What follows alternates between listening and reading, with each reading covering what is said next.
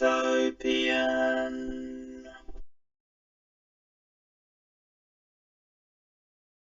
Hello, it's Brictopian, and this is a look at a LEGO Classic Space set.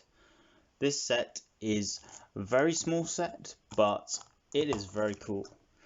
This set number is 6822 and it's called the Space Digger. It came out in the year of, as you can see, it came out in 1981. This is from the original line of sets, and it has the lovely classic space grey, and it has some awesome mini side thrusters in black, and it has one of the antennae in grey as well as a black walkie-talkie, and it even has the classic space red spaceman. It has trans red lights, and it has a grey steering wheel. This set I managed to get from a shop called Brick Traders, which is in the UK, and they had it still in a box. Although you can see, looking at the side, this box has been opened before and probably been built. Looking at the back of the box, it shows the alternative design. So this is basically like a 4-in-1 set, which a lot of classic space sets could do, and it's a shame that more modern sets, apart from the Creator 3-in-1 line, don't do more sets that you can build more than one thing out of. The only set I can think of at the moment outside of that line that's been doing that is the Bricklink set I got recently, which was the Clockwork Aquarium, where you can do 4 different designs of background for that set. But I love this little set, and I got it. It was quite expensive for what it was, but with inflation and considering it comes with a box, it wasn't too bad. Although you can see the original price on the side of the set says £1.20. That just shows you how much times have changed and how much this set costs. Because nowadays this set costs like 20 quid, whereas it was got a retail price of £1.20. And you can even see the original shop name on there of Toycraft. If you go to Brick Traders, you can see they do other vintage sets like this, and they had a whole load of classic space sets in boxes, but this was one of the more affordable ones, so that's why I chose this one. And I also really like the claw that they use as part of the set. I'm going to open it because I really want to have a build of the set and have a look at it, but I will try and keep the box in really good condition as it is, although obviously it's ripped here, like I said, on this side. But I'll try and keep the box because obviously this set will be valuable with its box, and it's good to have the box because it just looks really cool, and I love obviously the backgrounds that they use on classic space sets, and you can even see the Legoland banner across which they had, and it says Legoland on the top of the box too. But yeah, they even resealed the box with plastic film for the store, which is really cool, and it makes it feel new, even though obviously it isn't. And it's just really nice that a little store that's not very known and quite small would go to the effort of still doing this sort of thing, because obviously it's not the biggest market in the UK for secondhand Lego stores. They don't really have much stuff like that. It's mostly just Lego stores themselves, so it's good that they've done that. Anyway, I want to have a look at this, so let's see what's inside. So here it is without the film on. You can see the images are a lot more clear now, and they just look lovely colours and everything. And if you open it, you can see there's a small bag inside as well, and this contains the set. You also get the original instructions, which is also really good, because they could have left those out, but they've still included those too. And you can see it's not a very big set, it hasn't got many pieces. I'm not entirely sure on the piece count of this set, but I think it's only got a very small amount of pieces, which just shows you how expensive this set is for its piece count in today's money, but at the time it would be acceptable. Anyway, let's have a look at inside the bag as well.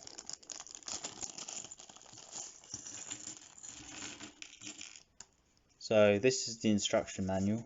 You get a little Brick Traders card in there inside which references the store, and you can see that is the website of the store if anyone wants to know about it. And they take a lot of sets from Bricklink. And here's the instruction manual.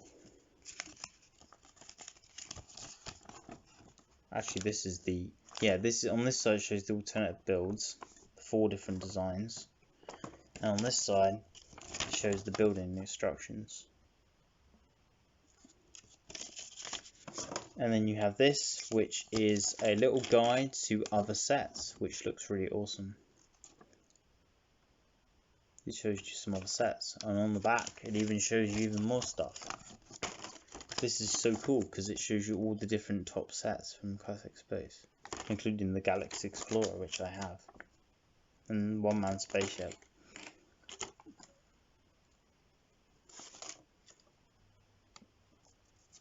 Even the base plates on there. But yeah, it's just really cool. And yeah, the set is just really cute, and I love the idea of these small sets. And I don't know why Lego has to always do big sets, because I think some of the really cool small sets can be just as fun. And I like how you even build it that way rather than in a booklet or anything. Anyway, yeah, this is the minifigure you get in the set, and you can see it's still in really good nick. Like, the print on the logo actually looks really new. It actually looks really good condition. I haven't seen any other original vintage astronauts from Classic Space sold that look as crystal clear as this one does. I mean, it's not 100% perfect, but it still looks really good considering this set is from 1981. It's obviously been well looked after, and that's good to see. Figure is a little bit stiff when pushing it down on the studs, but considering that it is quite old, I still think it's acceptable. Something I've just noticed when building this actually is that this part looks like a new modern piece, whereas this is actually an original piece. So they've actually must have had a bit missing and put this in, which is a bit annoying because it's a slightly different colour, and it's a slightly different shape to this original style of this piece.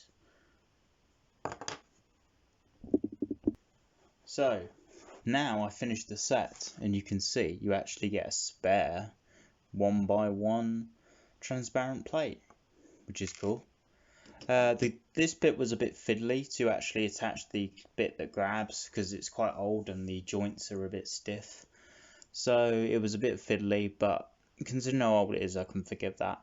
It's cool you can actually use the grabber to actually pick up Lego pieces. Like it shows that you can pick up this plate piece using the grabber, which is quite cool. It's a bit loose. It does slide off a bit, but that's just age.